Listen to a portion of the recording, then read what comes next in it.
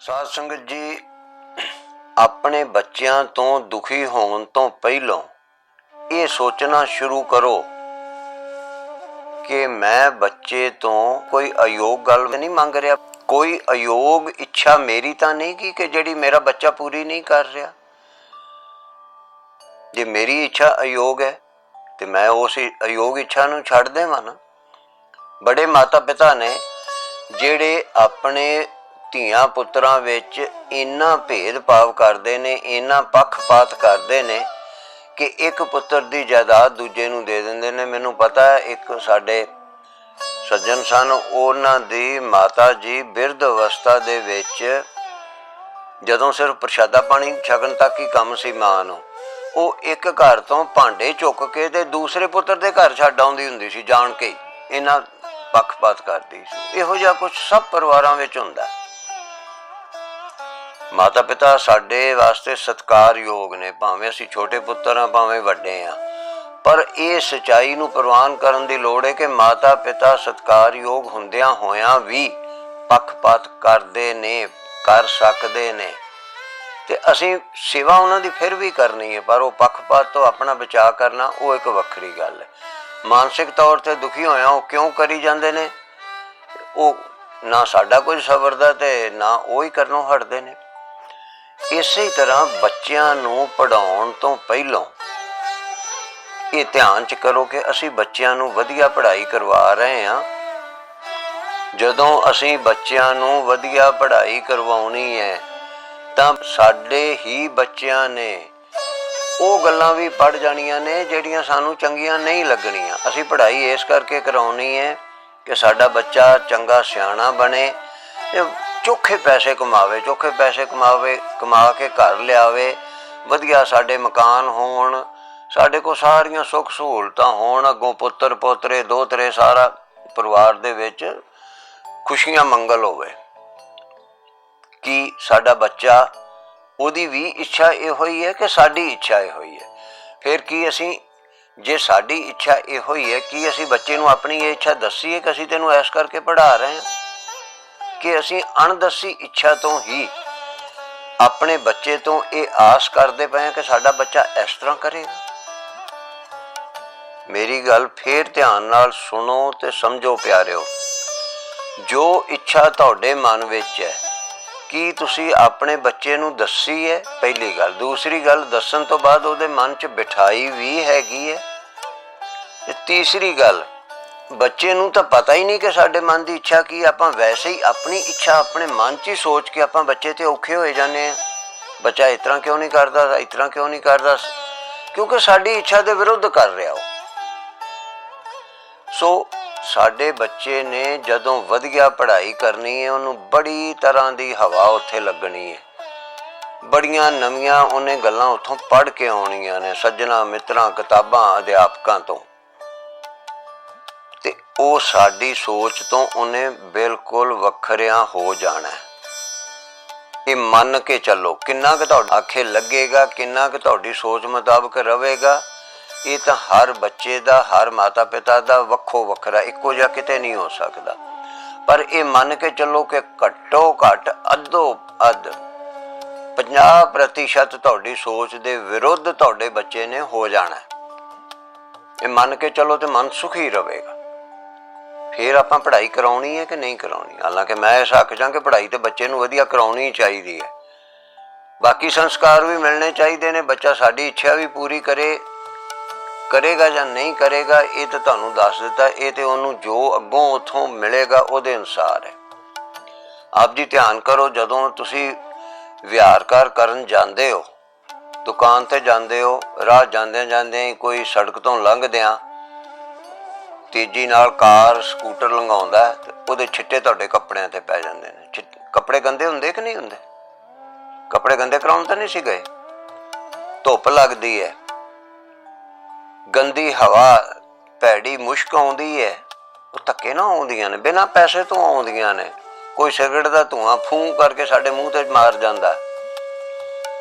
इसे ही तरह कोई सानू गाल कढ़ जांदा, कोई हस के बड़ा प्यार नाल मिल के साडा मन प्रफुल्लित कर जांदा, ते कई बारी झगड़ा हो जाता, सट्टां लग जांदियां ने। ਇਹ ਸਾਰਾ ਕੁਝ ਵਿਹਾਰ ਕਰਨ ਗਿਆ ਆਪਣੇ ਨਾਲ, ਸਭ ਦੇ ਨਾਲ ਵੱਖੋ ਵੱਖਰੇ ਰੂਪ ਵਿੱਚ ਵਰਤਦਾ। ਹਲ ਵਾਹੁਣ ਗਿਆ ਸੱਟ ਲੱਗ ਜਾਂਦੀ ਹੈ, ਆਪਾਂ ਸੱਟ ਲਵਾਉਣ ਤੇ ਨਹੀਂ ਸਨ ਗਏ।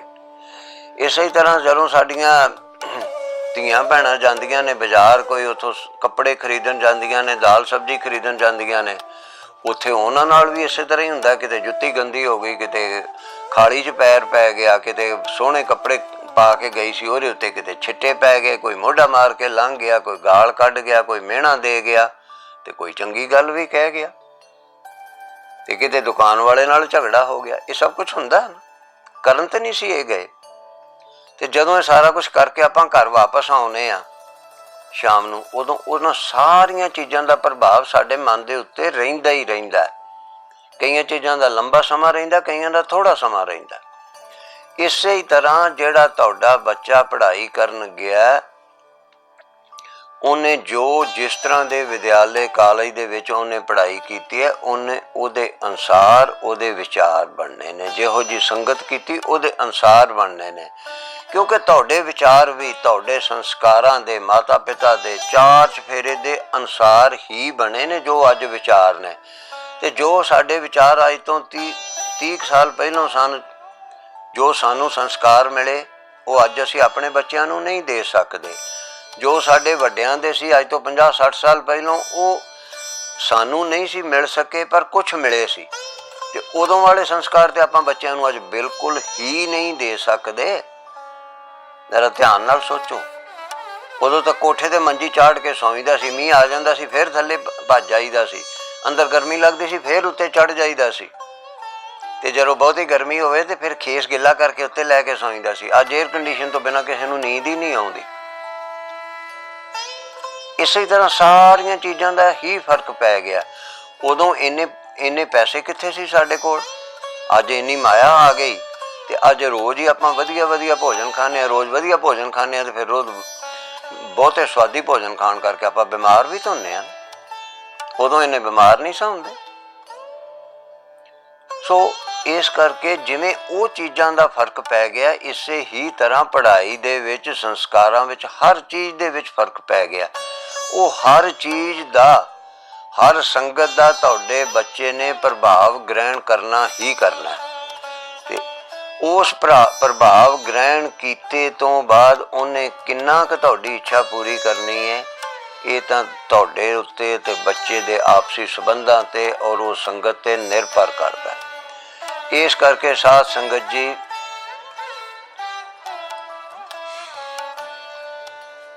ਆਪਣੇ ਬੱਚਿਆਂ ਨੂੰ ਪੜ੍ਹਾਉਣ ਤੋਂ ਪਹਿਲਾਂ, ਉਹਨਾਂ ਨੂੰ ਵਧੀਆ ਦੇਸ਼ਾਂ 'ਚ, ਬਾਹਰਲੇ ਦੇਸ਼ਾਂ 'ਚ ਭੇਜਣ ਤੋਂ ਪਹਿਲਾਂ, ਵਧੀਆ ਕੋਰਸ ਕਰਾਉਣ ਤੋਂ ਪਹਿਲਾਂ ਜਿਹੜੀਆਂ ਗੱਲਾਂ ਮੈਂ ਦੱਸੀਆਂ ਨੇ, ਇਹ ਧਿਆਨ 'ਚ ਕਰ ਲਓ ਕਿ ਇਹ ਕੁਛ ਹੋਣਾ ਹੀ ਹੋਣਾ। ਕੀ ਅਸਾਂ ਇਹਨਾਂ ਗੱਲਾਂ ਨੂੰ ਪ੍ਰਵਾਨ ਕਰਕੇ ਅਸਾਂ ਖੁਸ਼ ਰਹਿ ਸਕਣਾ, ਕਿ ਫਿਰ ਅਸੀਂ ਦੁਖੀ ਹੋ ਜਾਣਾ, ਕਿ ਆਤਮਘਾਤ ਕਰ ਲੈਣਾ, ਕਿ ਮੈਨੂੰ ਸੋਚ ਕੇ ਹਾਰਟ ਅਟੈਕ ਹੋ ਜਾਣਾ। ਜਦੋਂ ਤੁਹਾਡੇ ਮੁੰਡੇ ਜਾਂ ਕੁੜੀ ਨੇ ਬਾਹਰ ਕਾਲਜ ਵਿੱਚ, ਯੂਨੀਵਰਸਿਟੀ ਵਿੱਚ ਪੜ੍ਹਨ ਜਾਣਾ, ਉਹਦਾ ਉੱਥੇ ਕਿਸੇ ਮੁੰਡੇ ਜਾਂ ਕੁੜੀ ਨਾਲ ਸੰਬੰਧ ਹੋਣਾ ਹੀ ਹੋਣਾ। ਇਹ ਪ੍ਰਵਾਨ ਕਰਕੇ ਚਲੋ। ਉਹ ਸੰਬੰਧ ਕਿੰਨਾ ਕੁ ਹੁੰਦਾ ਉਹ ਇੱਕ ਵੱਖਰੀ ਗੱਲ ਹੈ, ਪਰ ਉਹਦਾ ਕਿਸੇ ਨਾ ਕਿਸੇ ਨਾਲ ਪ੍ਰੇਮ ਪਿਆਰ ਹੋਣਾ ਹੀ ਹੋਣਾ। ਉਸ ਤੋਂ ਬਾਅਦ ਬੱਚਾ ਤੁਹਾਡੇ ਆਖੇ ਵਿਆਹ ਕਰਵਾਏਗਾ, ਕਿ ਤੁਹਾਨੂੰ ਅੱਖਾਂ ਵਿਖਾਏਗਾ ਤੁਹਾਡਾ ਬੱਚਾ, ਮੁੰਡਾ ਜਾਂ ਕੁੜੀ, ਕਿ ਮੇਰੀ ਜ਼ਿੰਦਗੀ ਹੈ, ਤੂੰ ਕੌਣ ਹੈ ਮੈਨੂੰ ਆਖਣ ਵਾਲਾ, ਜਿਵੇਂ ਮੇਰਾ ਜੀਅ ਕਰੇਗਾ ਮੈਂ ਉਸ ਤਰ੍ਹਾਂ ਜੀਵਾਂਗਾ। ਇਹ ਸੋਚਿਆ ਕਦੀ ਤੁਸੀਂ ਬੱਚੇ ਪੜ੍ਹਾਉਣ ਤੋਂ ਪਹਿਲਾਂ? ਨਹੀਂ ਸੋਚਿਆ। ਇਹ ਧਿਆਨ 'ਚ ਕਰੋ, ਇਹ ਇਸ ਤਰ੍ਹਾਂ ਹੋਣਾ ਹੈ। 100% ਬੱਚੇ ਇਸ ਤਰ੍ਹਾਂ ਨਹੀਂ ਕਰਦੇ, ਪਰ ਫਿਰ ਵੀ ਆਪਾਂ ਮੰਨ ਕੇ ਚੱਲੀਏ ਕਿ ਇਹ ਹੋ ਸਕਦਾ। 50-60% ਤੇ ਕਰਦੇ ਹੀ ਨੇ।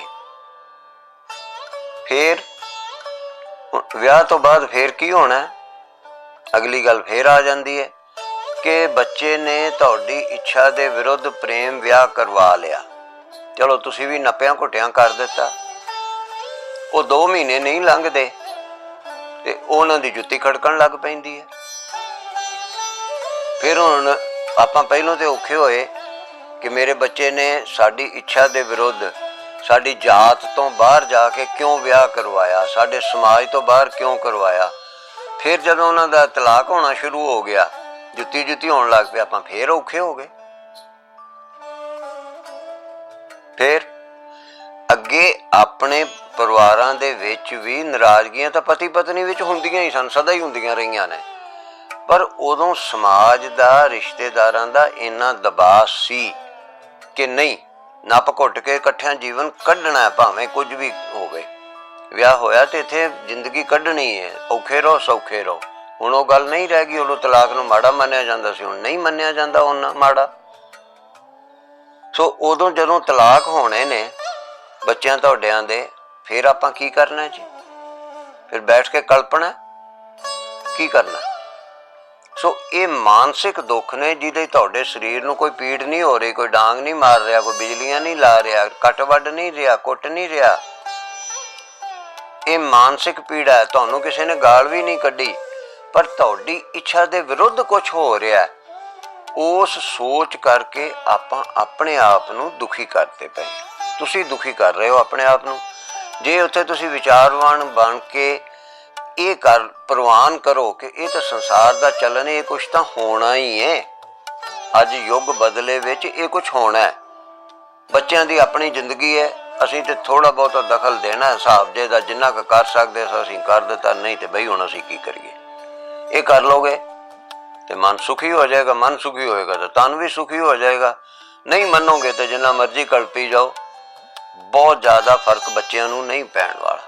ਸੋ ਬੱਚੇ ਪੜ੍ਹਾਉਣ ਤੋਂ ਪਹਿਲਾਂ ਇਹ ਸਾਰੀਆਂ ਗੱਲਾਂ ਦਾ ਧਿਆਨ ਕਰੋ। ਵਿਆਹ ਬੱਚਿਆਂ ਦਾ ਕਰਨ ਤੋਂ ਪਹਿਲਾਂ ਇਹਨਾਂ ਗੱਲਾਂ ਦਾ ਧਿਆਨ ਕਰੋ ਕਿ ਜਿੰਨਾ ਤੁਸੀਂ ਬੱਚਿਆਂ ਨੂੰ ਵੱਧ ਤੋਂ ਵੱਧ ਲਾਡ ਵਿੱਚ ਰੱਖੋਗੇ, ਉਹਨਾਂ ਬੱਚਿਆਂ ਦੇ ਵਿਗੜਨ ਦੀ ਬਹੁਤੀ ਸੰਭਾਵਨਾ ਹੈ, ਵੱਡੇ ਹੋ ਕੇ ਤੁਹਾਡੇ ਆਖੇ ਲੱਗਣ ਦੀ ਘੱਟ ਸੰਭਾਵਨਾ। ਤੇ ਇਹਨਾਂ ਗੱਲਾਂ ਨੂੰ ਧਿਆਨ 'ਚ ਰੱਖ ਕੇ ਦੁਖੀ ਘੱਟ ਹੋਵੋ ਤੇ ਸੁਖੀ ਹੋਵੋ। ਤੇ ਸੁਖੀ ਕਾਹਦੇ ਨਾਲ ਹੋਇਆ ਜਾ ਸਕਦਾ? ਜਿਹੜਾ ਸਤਿਗੁਰੂ ਅਰਜਨ ਦੇਵ ਸੱਚੇ ਪਾਤਸ਼ਾਹ ਬਾਣੀ 'ਚ ਲਿਖਿਆ, ਵਿਵੇਕ ਬੁੱਧ ਸਭ ਜਗ ਮੈਂ ਨਿਰਮਲ, ਵਿਚਰ ਵਿਚਰ ਰਸ ਪੀਜੈ। ਵਿਚਾਰਵਾਨ ਬਣੋ, ਵਿਚਾਰ ਕਰੋਗੇ ਤੇ ਮੇਰੀ ਬੇਨਤੀ ਨਾਲ ਸਹਿਮਤ ਹੋਵੋਗੇ। ਇਹਨਾਂ ਸ਼ਬਦਾਂ ਨਾਲ ਹੀ ਸਮਾਪਤ ਕਰਦਾ। ਸਤਿ ਸ੍ਰੀ ਅਕਾਲ।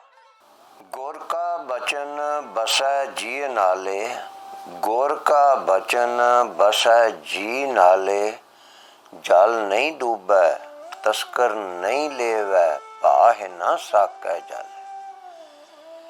ਜਿਹਦੇ ਨਾਲ ਗੁਰੂ ਦਾ ਬਚਨ ਵਸਦਾ, ਭਾਵ ਜਿਹਦੇ ਹਿਰਦੇ ਵਿੱਚ ਗੁਰੂ ਦਾ ਵਚਨ ਵਸ ਜਾਂਦਾ ਹੈ, ਗੁਰੂ ਦਾ ਉਪਦੇਸ਼ ਮਨ ਵਿੱਚ ਧਾਰ ਕੇ ਜਿਹੜਾ ਕਮਾ ਲੈਂਦਾ, ਉਹਨੂੰ ਨਾ ਪਾਣੀ ਡੋਬ ਸਕਦਾ, ਨਾ ਉਹਨੂੰ ਅੱਗ ਸਾੜ ਸਕਦੀ ਹੈ, ਤੇ ਨਾ ਉਹਨੂੰ ਚੋਰੀ ਕੋਈ ਕਰ ਸਕਦਾ।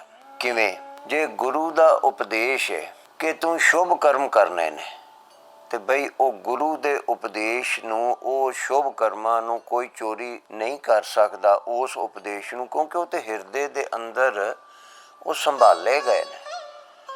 ਤੇ ਫਿਰ ਉਹ ਉਪਦੇਸ਼ ਪਾਣੀ ਵਿੱਚ ਵੀ ਨਹੀਂ ਡੁੱਬ ਸਕਦਾ, ਉਸ ਉਪਦੇਸ਼ ਨੂੰ ਕੋਈ ਅੱਗ ਵਿੱਚ ਵੀ ਨਹੀਂ ਸਾੜ ਸਕਦਾ। ਸੋ ਸਾਧ ਸੰਗਤ ਜੀ, ਗੁਰੂ ਦਾ ਉਪਦੇਸ਼ ਸੁਣ ਕੇ ਉਹਨੂੰ ਮੰਨਣਾ ਸ਼ੁਰੂ ਕਰੀਏ।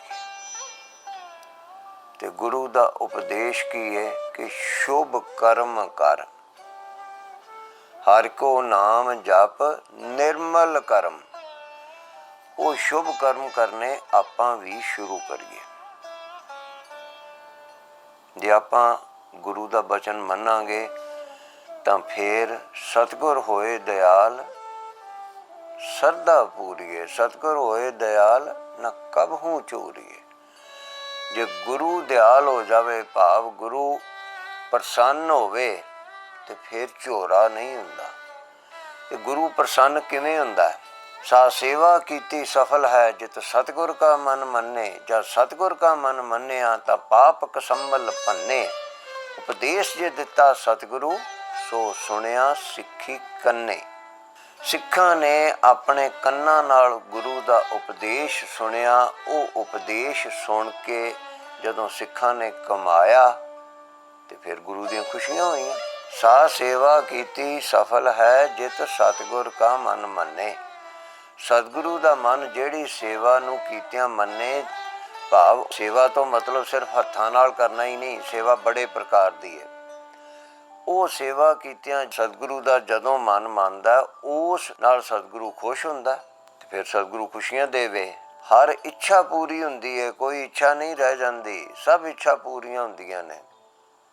ਪਰ ਸਾਧ ਸੰਗਤ ਜੀ, ਆਪਾਂ ਆਪੋ ਆਪਣੇ ਅੰਦਰ ਝਾਤੀ ਮਾਰੀਏ ਕਿ ਆਪਾਂ ਗੁਰੂ ਦੇ ਉਪਦੇਸ਼ ਨੂੰ ਕਿੰਨਾ ਕੁ ਸੁਣਦੇ ਹਾਂ, ਕਿੰਨਾ ਕੁ ਮੰਨਦੇ ਹਾਂ ਕਿ ਦੋ ਕੰਨਾਂ ਦਾ ਲਾਭ ਉਠਾਉਂਦੇ ਹਾਂ। ਇੱਕ ਕੰਨ ਥਾਣੀ ਪਾਇਆ ਤੇ ਦੂਜੇ ਥਾਣੀ ਕੱਢ ਦਿੱਤਾ। ਇੱਕ ਸੱਜਣ ਦਿੱਲੀ ਵਿੱਚ ਕਿਸੇ ਗੁਰਦੁਆਰੇ ਵਿੱਚ ਕੀਰਤਨ ਹਰ ਰੋਜ਼ ਕਰਦਾ ਸੀ। ਹੁਣ ਗੁਰਦੁਆਰੇ ਦੇ ਵਿੱਚ ਜਦੋਂ ਕੀਰਤਨ ਕਰੀਏ, ਆਸਾ ਦੀ ਵਾਰ ਸਵੇਰੇ ਪੜ੍ਹਨੀ ਤੇ ਆਸਾ ਦੀ ਵਾਰ ਦੇ ਵਿੱਚ ਆਉਂਦਾ, ਮੰਦਾ ਕਿਸੇ ਨਾ ਆਖੀਐ ਪਾੜੇ ਅੱਖਰ ਇਹੋ ਬੁੱਝੀ। ਆਸਾ ਦੀ ਵਾਰ 'ਚ ਇਹ ਵੀ ਆਉਂਦਾ, ਸੋ ਕਿਉਂ ਮੰਦਾ ਆਖੀਐ ਜਿਤ ਜੰਮੈ ਰਾਜਾਨ। ਇਹੋ ਜਿਹੀਆਂ ਸਾਰੀਆਂ ਤੁਕਾਂ ਪੜ੍ਹ ਕੇ ਅਰਦਾਸ ਕਰਕੇ ਸਾਲਾਂ ਬੱਧੀ ਪੜ੍ਹਦਾ ਰਿਹਾ ਤੇ ਘਰ ਨੂੰ ਜਾ ਰਿਹਾ ਸੀ ਤੇ ਰਾਜ ਮੋਬਾਈਲ ਤੇ ਆਪਣੇ ਘਰ ਵਾਲੀ ਨਾਲ ਲੱਗ ਪਿਆ। ਉਹਨੂੰ ਆਂਦਾ ਕੀ ਹੈ ਕਿ ਤੈਨੂੰ ਉਹ ਜਿਹੜਾ ਕੰਮ ਆਖਿਆ ਸੀ ਉਹ ਮੇਰੇ ਆਉਂਦਿਆਂ ਨੂੰ ਕੀਤਾ ਹੋਣਾ ਚਾਹੀਦਾ। ਜੇ ਤੂੰ ਨਾ ਕੀਤਾ ਨਾ ਤੇ ਦੋ ਚਾਰ ਗਾਲਾਂ ਮਾਵਾਂ ਭੈਣਾਂ ਦੀਆਂ ਕੱਢ ਕੇ ਤੇ ਉਹਨੂੰ ਆਂਦਾ ਕਿ ਆਉਂਦੇ ਹੀ ਤੇਰੇ ਜਿਹੜੇ ਗਿੱਟੇ ਗੋਡੇ ਤੇਰੇ ਭੰਨ ਦੇਣੇ। ਸੋ ਆਸਾ ਦੀ ਵਾਰ ਪੜ੍ਹਨ ਦਾ ਉਸ ਕੀਰਤਨੀਏ ਨੂੰ ਇੰਨਾ ਕੁ ਲਾਭ ਹੋਇਆ ਸੀ। ਤੇ ਇਹ ਉਹਦੇ ਤੇ ਉਂਗਲ ਚੁੱਕਣ ਦੀ ਲੋੜ ਨਹੀਂ, ਸਾਡਾ ਵੀ ਇਹੋ ਹੀ ਹਾਲ ਹੈ। ਕਿਉਂਕਿ ਅਸੀਂ ਗੁਰੂ ਉਪਦੇਸ਼ ਨੂੰ ਵਿਚਾਰਦੇ ਨਹੀਂ, ਉਹਨੂੰ ਆਪਾਂ ਮੰਨਦੇ ਨਹੀਂ। ਜੇ ਆਪਾਂ ਗੁਰੂ ਉਪਦੇਸ਼ ਨੂੰ ਸੁਣ ਕੇ, ਸਮਝ ਕੇ, ਵਿਚਾਰ ਕੇ ਉਹਨੂੰ ਆਪਾਂ ਸਹੀ ਰੂਪ ਦੇ ਵਿੱਚ ਆਪਣੇ ਜੀਵਨ ਵਿੱਚ ਧਾਰੀਏ ਤਾਂ ਸੱਚੀ ਮੁੱਚੀ ਸਾਡਾ ਜੀਵਨ ਸੁਖੀ ਹੋ ਜਾਵੇਗਾ। ਕਰਕੇ ਵੇਖੋ, ਜੇ ਕੋਈ ਘਾਟਾ ਪਏਗਾ ਤਾਂ ਮੇਰੇ ਤੋਂ ਲੈ ਲਿਓ, ਸਾਹਮਣੇ ਬੈਠਾ ਤੁਹਾਡੇ, ਕਰਕੇ ਵੇਖੋ। ਗੁਰੂ ਦਾ ਉਪਦੇਸ਼ ਕੀ ਹੈ? ਹਿੱਕ ਫਿੱਕਾ ਨਾ ਗੱਲ ਆਏ, ਸਭਨਾ ਮੈਂ ਸੱਚਾ ਤਾਂ ਨਹੀਂ। ਸਾਰਿਆਂ ਦੇ ਵਿੱਚ ਪ੍ਰਭੂ ਵਸਦਾ ਹੈ, ਕਿਸੇ ਨੂੰ ਫਿੱਕਾ ਨਾ ਬੋਲ। ਆਪਾਂ ਫਿੱਕਾ ਬੋਲਣੋਂ ਹਟਦੇ ਹੀ ਨਹੀਂ। ਫਿਰ ਅਸੀਂ ਆਨੇ ਮੇਰੀ ਮੰਗ ਨਹੀਂ ਗੁਰੂ ਨੇ ਮੰਨੀ, ਮੈਨੂੰ ਪੁੱਤ ਨਹੀਂ ਦਿੱਤਾ, ਮੈਨੂੰ ਕਾਰ ਨਹੀਂ ਦਿੱਤੀ। ਮਿੱਠਾ ਬੋਲਣ ਤੇ ਜ਼ੋਰ ਨਹੀਂ ਲੱਗਦਾ। ਸੋ साध संगत जी, गुरु का बचन ने गुरु के चरनी लग्या काल कलेश मिटाए सतगुर। कलेश मिट जाते हैं साडे, पक्की गल है। ते आपां अपने परिवार चों कलेश मिटाइए ना।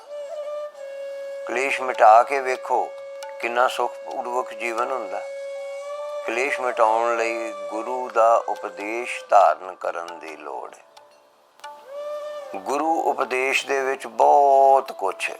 ਇਹ ਗੁਰੂ ਦੀ ਕਿਰਪਾ ਨਾਲ ਫਿਰ ਕੀ ਹੁੰਦਾ? ਗੁਰਬਾਣੀ ਵਿੱਚ ਸੱਚੇ ਪਾਤਸ਼ਾਹ ਲਿਖਦੇ ਨੇ, ਗੁਰ ਕੈ ਬਚਨ ਸੁਣ ਰਸਨ ਵਖਾਣੀ। ਫਿਰ ਗੁਰ ਕਿਰਪਾ ਤੇ ਅੰਮ੍ਰਿਤ ਮੇਰੀ ਬਾਣੀ, ਮੇਰੇ ਬਚਨ, ਮੇਰੀ ਭਾਸ਼ਾ ਜਿਹੜੀ ਸੀ ਗੁਰੂ ਦੀ ਕਿਰਪਾ ਨਾਲ ਉਹ ਵੀ ਮਿੱਠੀ ਹੋ ਗਈ। ਅੰਮ੍ਰਿਤ ਤੋਂ ਭਾਵ ਮਿੱਠੇ ਤੋਂ ਹੈ। ਇੱਥੇ ਅੰਮ੍ਰਿਤ ਜਿਹੜਾ ਪੰਜ ਸਿੰਘ ਤਿਆਰ ਕਰਦੇ ਨੇ ਉਹਦੇ ਤੋਂ ਭਾਵ ਨਹੀਂ, ਇੱਥੇ ਭਾਵ ਮਿੱਠੇ ਤੋਂ ਹੈ। ਕਿਉਂਕਿ ਇੱਕੋ ਹੀ ਸ਼ਬਦ ਦੇ ਵੱਖੋ ਵੱਖਰੇ ਵਾਕ ਦੇ ਵਿੱਚ ਵੱਖੋ ਵੱਖਰੇ ਸਮੇਂ ਅਨੁਸਾਰ ਵੱਖੋ ਵੱਖਰੇ ਅਰਥ ਹੁੰਦੇ ਨੇ। ਸੋ ਸਾਧ ਸੰਗਤ ਜੀ, ਆਪਾਂ ਵੀ ਆਪਣੀ ਬਾਣੀ ਨੂੰ ਮਿੱਠਾ ਕਰੀਏ। ਮੈਂ ਆਪ ਜੀ ਨੂੰ ਕੁਛ ਬੇਨਤੀਆਂ ਅੱਗੇ ਪਿਛਲੇ ਕੁਛ ਦਿਨਾਂ ਵਿੱਚ ਕਰਦਾ ਪਿਆ ਪਰਿਵਾਰਕ ਜੀਵਨ ਸੁਖੀ ਕਰਨ ਵਾਸਤੇ। ਅੱਜ ਇੱਕ ਹੋਰ ਬੇਨਤੀ ਆਪ ਜੀ ਨੂੰ ਕਰਨ ਲੱਗਾ। ਮੇਰੀ ਬੇਨਤੀ ਨੂੰ ਆਪਣੇ ਅੰਦਰ ਥਾਂ ਦਿਓ, ਉਹਦੇ 'ਤੇ ਕੁਛ ਕੰਮ ਕਰਕੇ ਵੇਖੋ ਤੇ ਵੇਖੋ ਗੁਰੂ ਕਿਵੇਂ ਆਪ ਜੀ 'ਤੇ ਖੁਸ਼ੀਆਂ ਕਰਦਾ। ਸਾਧ ਸੰਗਤ ਜੀ, ਆਪ ਜੀ ਨੇ ਗੁਰਬਾਣੀ ਵਿੱਚ ਸੁਣਿਆ ਹੈ ਨਾ ਕਿ ਉੱਥੇ ਸਤਿਗੁਰੂ ਦੇ ਵਾਸਤੇ ਲਿਖਿਆ ਹੈ, ਬਿਨ ਬੋਲਤ ਮੇਰੀ ਬਿਰਥਾ ਜਾਨੀ। ਬਿਨਾਂ ਬੋਲੇ ਤੋਂ ਮੇਰੇ ਮਨ ਦੀ ਕੋਈ ਜਿਹੜੀ ਇੱਛਾ ਸੀ ਜਾਂ ਕੋਈ ਦੁੱਖ ਭਰੀ ਵਿਥਿਆ ਸੀ, ਉਹ ਮੇਰੇ ਸਤਿਗੁਰੂ ਨੇ ਸਮਝ ਲਈ। ਬਿਨ ਬੋਲਤ ਮੇਰੀ ਬਿਰਥਾ ਜਾਨੀ।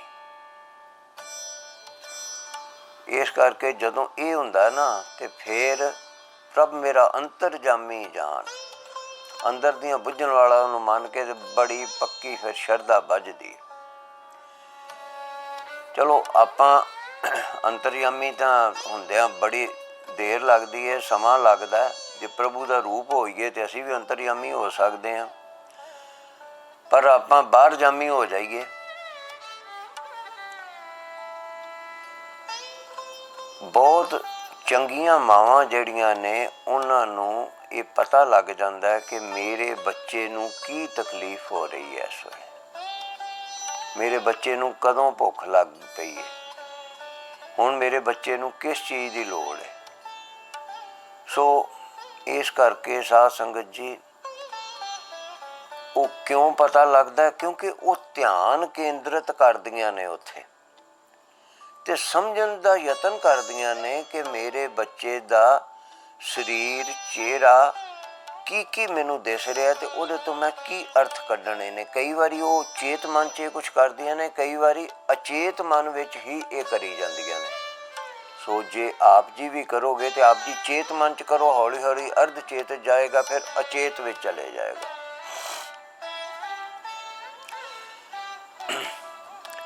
ਤੋ ਆਪ ਜੀ ਅੱਜ ਮੇਰੀ ਬੇਨਤੀ ਨੂੰ ਉਚੇਚਾ ਧਿਆਨ ਦਿਓ ਕਿ ਆਪਣੇ ਪਰਿਵਾਰ ਦੇ 4-5 ਜੀਆਂ ਦਾ ਸੁਭਾਅ ਸਮਝਣਾ ਸ਼ੁਰੂ ਕਰੋ।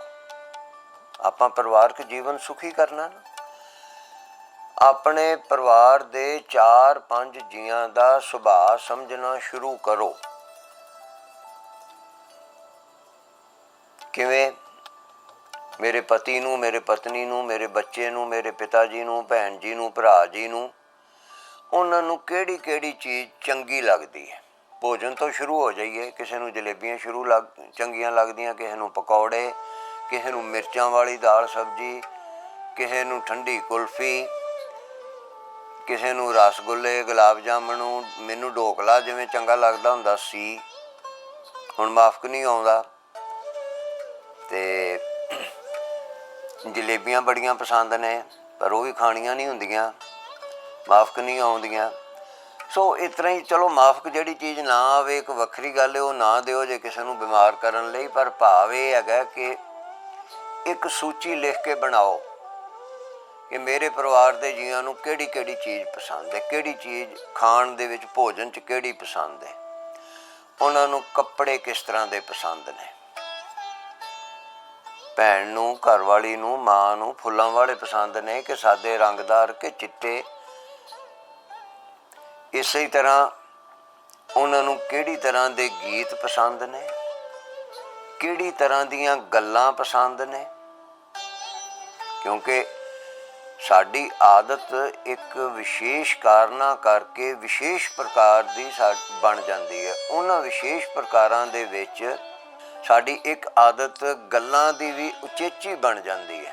ਭਾਈ ਗੁਰਦਾਸ ਜੀ ਨੇ ਲਿਖਿਆ ਨਾ ਕਿ ਦੁਖਿਆਰੇ ਮਿਲ ਦੁਖਿਆਰਿਆਂ ਦੁੱਖ ਰਵੰਦੇ। ਜਿਨ੍ਹਾਂ ਨੂੰ ਦੁਖੀ ਰਹਿਣ ਦੀ ਇੱਕ ਆਦਤ ਬਣ ਗਈ ਹੁੰਦੀ ਹੈ, ਜਾਂ ਕਿਸੇ ਸਮੇਂ ਮਨ ਦੁਖੀ ਹੋਇਆ ਹੁੰਦਾ, ਤੇ ਜਦੋਂ ਦੂਸਰਾ ਦੁਖੀ ਉਹਨਾਂ ਨਾਲ ਆ ਕੇ ਦੁੱਖ ਫੋਲਦਾ ਤੇ ਬੜੇ ਚਾਅ ਨਾਲ ਫਿਰ ਦੋਵੇਂ ਜਣੇ ਆਪੋ ਆਪਣੇ ਮਨ ਫੋਲ ਕੇ ਤੇ ਇੱਕ ਦੂਜੇ ਨਾਲ ਆਪਣੇ ਢਿੱਡ ਦੀਆਂ ਗੱਲਾਂ ਕਰਦੇ ਨੇ। ਸੋ ਇਸੇ ਤਰ੍ਹਾਂ ਸਾਡੇ ਪਰਿਵਾਰ ਵਿੱਚ ਵੀ ਹਰ ਜੀਅ ਨੂੰ ਇੱਕ ਵਿਸ਼ੇਸ਼ ਪ੍ਰਕਾਰ ਦੀਆਂ ਗੱਲਾਂ ਸੁਣਨ ਤੇ ਕਰਨ ਦਾ ਉਹਨਾਂ ਦਾ ਸੁਭਾਅ ਬਣ ਚੁੱਕਿਆ ਹੁੰਦਾ, ਆਦਤ ਬਣ ਗਈ ਹੁੰਦੀ ਹੈ। ਉਹ ਵੀ ਲਿਖੋ ਕਿ ਮੇਰੇ ਪਰਿਵਾਰ ਦੇ ਕਿਹੜੇ ਕਿਹੜੇ ਜੀਅ ਨੂੰ ਕਿਹੋ ਜਿਹੀਆਂ ਗੱਲਾਂ ਕਰਨ ਦੀ ਆਦਤ ਹੈ।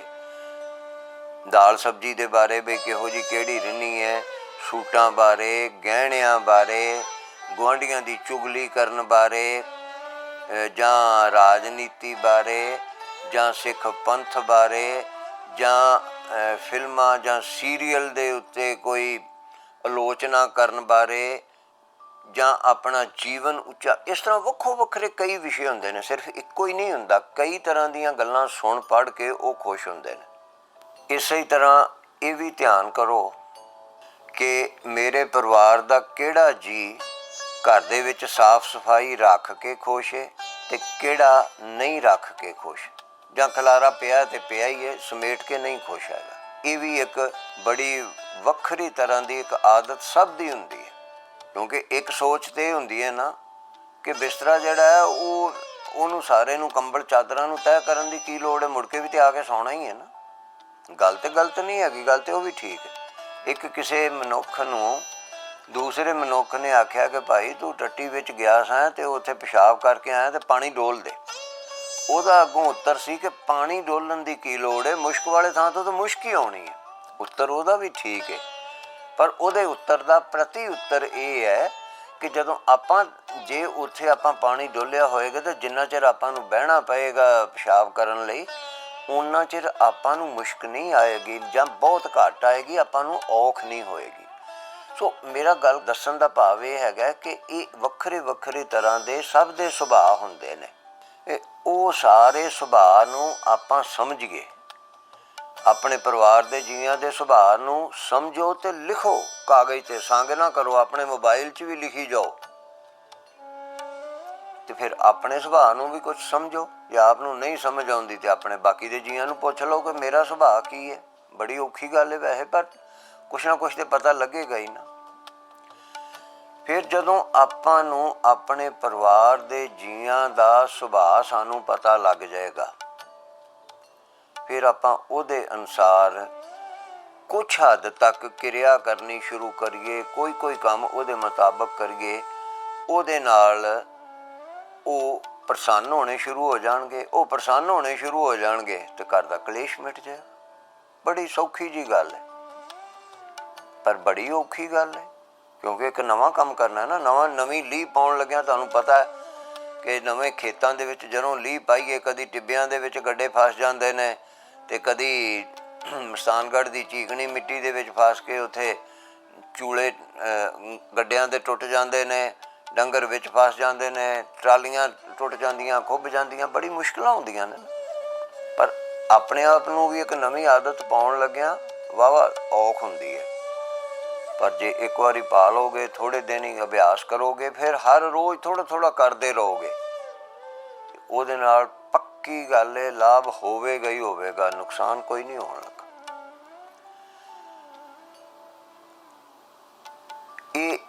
ਇਹ ਉਹ ਕੰਮ ਹੈ ਕਿ ਜਿਹੜਾ ਕੀਤਿਆਂ ਔਰ ਬਿਨਾਂ ਪੁੱਛੇ ਤੋਂ ਕੀਤਿਆਂ ਆਪ ਜੀ ਨੂੰ ਅਤਿਅੰਤ ਖੁਸ਼ੀਆਂ ਆਪਣੇ ਪਰਿਵਾਰ 'ਚੋਂ ਮਿਲ ਸਕਦੀਆਂ ਨੇ। ਫਰਜ਼ ਕਰੋ ਜੇ ਤੁਸੀਂ ਬੁੱਝ ਲੈਂਦੇ ਹੋ ਕਿ ਮੇਰੇ ਪਿਤਾ ਜੀ ਨੇ ਜਲੇਬੀਆਂ ਚੰਗੀਆਂ ਲੱਗਦੀਆਂ ਨੇ ਉਹਨਾਂ ਨੂੰ, ਅਤੇ ਤੁਸੀਂ ਬਿਨਾਂ ਉਹਨਾਂ ਦੇ ਆਖੇ ਤੋਂ ਜੇ ਜਲੇਬੀਆਂ ਲਿਆ ਕੇ ਦਿਓਗੇ ਤਾਂ ਕਿੰਨੀਆਂ ਖੁਸ਼ੀਆਂ ਮਿਲਣਗੀਆਂ। ਨੰਬਰ 2 'ਤੇ ਜੇ ਉਹ ਆਖਣ ਕਿ ਕਾਕਾ ਮੈਨੂੰ ਲਿਆ ਕੇ ਦੇ, ਤਾਂ ਫਿਰ ਉਹ ਦੂਸਰੀ ਗੱਲ ਹੈ। ਜੇ ਉਹ ਆਖਣ ਹੀ ਨਾ ਤੇ ਬਿਨਾਂ ਆਖੇ ਤੋਂ ਆਪਾਂ ਉਹਨਾਂ ਦੇ ਮਨ ਦੀ ਇੱਛਾ ਪੂਰੀ ਕਰੀਏ ਤਾਂ ਫਿਰ ਬਿਨ ਬੋਲ ਤੋਂ ਬਿਰਥਾ ਜਾਨੀ ਵਾਲੀ ਗੱਲ ਹੋ ਗਈ ਨਾ। ਜੇ ਅੰਤਰਜਾਮੀ ਨਹੀਂ ਤੇ ਅੰਤਰ ਪਜਾਮੀ ਤਾਂ ਆਪਾਂ ਹੋ ਗਏ ਨਾ। ਸੋ ਪਿਆਰਿਓ, ਤੁਸੀਂ ਇਹ ਕਰਕੇ ਵੇਖੋ ਤੇ ਇਸੇ ਤਰ੍ਹਾਂ ਆਪਣਾ ਸੁਭਾਅ ਬਾਰੇ ਵੀ ਜਾਣੀਏ। ਜਦੋਂ ਆਪਾਂ ਆਪਣੇ ਸੁਭਾਅ ਬਾਰੇ ਜਾਣਾਂਗੇ, ਆਪਣੇ ਸੁਭਾਅ ਬਾਰੇ ਜਾਣ ਕੇ ਆਪਣੇ ਸੁਭਾਅ ਦੇ ਵਿੱਚੋਂ ਕੁਛ ਮਾੜੀਆਂ ਆਦਤਾਂ ਛੱਡਣੀਆਂ ਨੇ ਤੇ ਚੰਗੀਆਂ ਗ੍ਰਹਿਣ ਕਰਨੀਆਂ ਨੇ। ਇੱਥੇ ਇੱਕ ਹੋਰ ਵੀ ਗੱਲ ਧਿਆਨ 'ਚ ਰੱਖਣ ਵਾਲੀ ਹੈ ਕਿ ਪਰਿਵਾਰ ਦੇ ਜੀਆਂ ਦੇ ਸੁਭਾਅ ਦਾ ਜੇ ਸਾਨੂੰ ਪਤਾ ਲੱਗ ਹੀ ਗਿਆ ਕਿ ਉਹਨਾਂ ਦਾ ਸੁਭਾਅ ਆ ਹੈ, ਤੇ ਉਹਦੇ ਵਿੱਚ ਕਈ ਚੀਜ਼ਾਂ ਉਹਨਾਂ ਦੇ ਸੁਭਾਅ ਦੇ ਵਿੱਚ ਕਈ ਕੰਮ ਉਹ ਹੁੰਦੇ ਨੇ ਜਿਹੜੇ ਪਰਿਵਾਰ ਵਾਸਤੇ ਨੁਕਸਾਨਦੇਹ ਹੁੰਦੇ ਨੇ, ਜਾਂ ਉਹਨਾਂ ਦੇ ਆਪਣੇ ਸਰੀਰ ਲਈ ਵੀ ਉਹ ਨੁਕਸਾਨਦੇਹ ਹੁੰਦੇ ਨੇ। ਬਹੁਤੀ ਖੰਡ ਖਾਣੀ, ਤਲੀਆਂ ਚੀਜ਼ਾਂ ਖਾਣੀਆਂ ਆਦਿ, ਜੇ ਉਹਨਾਂ ਦੀ ਉਸ ਚੀਜ਼ ਦੀ ਵੀ ਇੱਛਾ ਹੁੰਦੀ ਹੋਵੇ ਤਾਂ ਆਪਾਂ ਆਪਣੀ ਖੁਸ਼ੀ ਵਾਸਤੇ ਉਹਨਾਂ ਦਾ ਜੀਵਨ ਵੀ ਨਹੀਂ ਖਰਾਬ ਕਰਨਾ, ਉਹਨਾਂ ਨੂੰ ਰੋਗੀ ਨਹੀਂ ਕਰਨਾ। ਪਰ ਇਹ ਹੈਗਾ ਕਿ ਉਹਨਾਂ ਨੂੰ ਆਖਣਾ, ਪਿਤਾ ਜੀ ਨਹੀਂ, ਤੁਸੀਂ 5 ਕਰੇਲੇ ਨਹੀਂ ਛਕਣੇ, ਆ ਲਓ ਅੱਧਾ ਕੁ ਕਰੇਲਾ ਥੋੜ੍ਹਾ ਜਿਹਾ ਛਕ ਲਓ, ਆਪਣਾ ਸਵਾਦ ਪੂਰਾ ਕਰ ਲਓ, ਬਾਕੀ ਦੀ ਤਲੀ ਚੀਜ਼ ਮਸਾਲੇ ਵਾਲੀਆਂ ਨਹੀਂ ਆਪਾਂ ਖਾਣੀਆਂ।